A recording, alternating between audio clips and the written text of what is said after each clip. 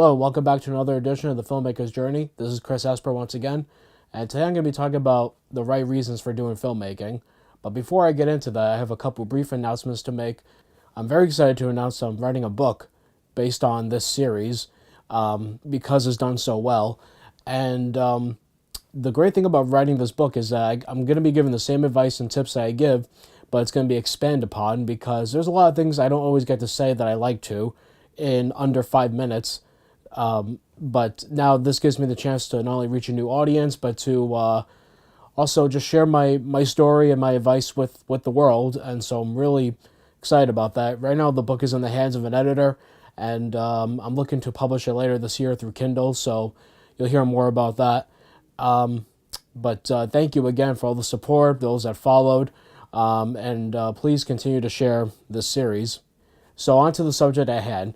I think filmmaking, it should only be done just for the right reasons. I've said this once before and I'm going to say it again. There are people that want to make movies and there are people that have to make movies. That's the one reason why you should do filmmaking. It should be a passion, because there are some that want to do it for the money, they want to do it for the fame, and etc. But those things come with work. You know, you can't just receive those things overnight. And that's the one thing that always scares me sometimes when I talk to a filmmaker. For example, I talked to this one filmmaker. He's always going on and on about how he wants his films to be distributed, how he wants them to be shown in a theater, but I never hear him talk about the story of his films. I never hear him talk about what it is that he wants to do with them, what he hopes to accomplish, what he wants to say through the camera, etc. He just talks about how he wants to be rich and all this, and that's not what filmmaking is about, nor should it be about that. You have to be passionate about it, and with passion, that means only doing the projects that you feel connected to. There are some projects that I've done in the past that I can't say I'm totally proud of, but I see it now as a learning experience. But nowadays, if I look at a script, I have to be in love with it. I can't just like it. I have to be in love with it to my core. I compare it to being like being in love with somebody.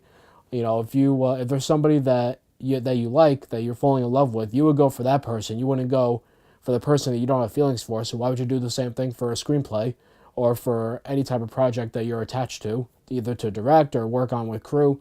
Only be involved with the projects that you are passionate about. When you're making a movie, it's nice to be paid, but don't let that be the main incentive.